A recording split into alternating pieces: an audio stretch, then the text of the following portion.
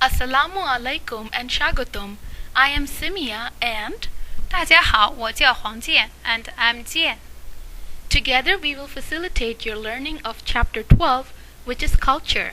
I greeted you with a traditional Muslim greeting, which means may God bestow his peace on you, and a Bengali greeting, Shagatom, which means welcome. And I greeted you in Chinese saying hello. Chapter 12 on culture discusses how different cultural backgrounds and histories impact adolescent development. It includes the influence of socioeconomic status, or SES, and poverty, how ethnicity is a factor in adolescent development. It is important to understand that culture is not only limited to ethnicity and country, but also includes the culture of media, such as pop culture, technological culture, etc. First, we need to understand why culture is a relevant component of adolescent development. Schools and neighborhoods are no longer the fortresses of a privileged group, and immigrants, refugees, and ethnic groups are requesting that schools, employers, and governments honor many of their cultures. In the 20th century, adolescent study was primarily ethnocentric. One example is the North American emphasis on self versus the group orientation, like in many Eastern countries.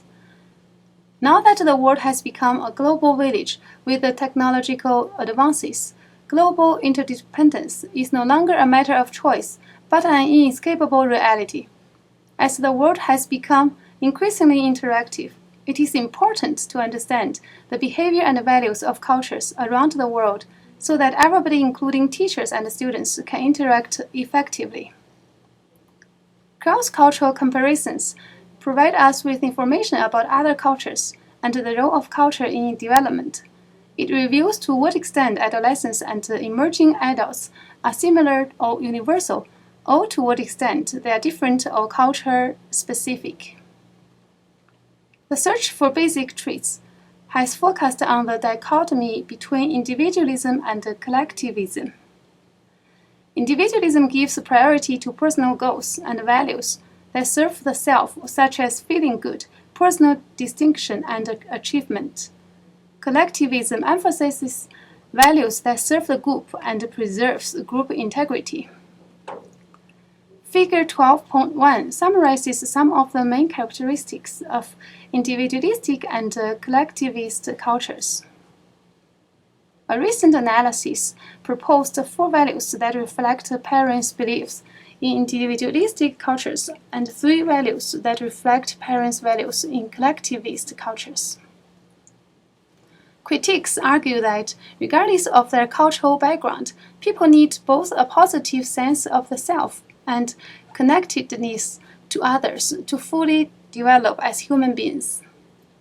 It might also be interesting to look at Figure 12.3, which shows the average daily time use of adolescents in different activities in different regions of the world. Rites of passage are ceremonies or rituals that mark an individual's transition from one status to another, such as entry into adulthood. Some societies have elaborate rites of passages, while other cultures do not have as much elaborate ceremonies. Western industrialized countries are notable for their lack of formal rites of passage, and such absence of clear-cut rites of passage makes the attainment of adult status too ambiguous that many wonder whether they have reached it or not. Some examples of rites of passages around the world are the Jewish bar mitzvah, North American high school graduation, and the Burmese pong sam-long.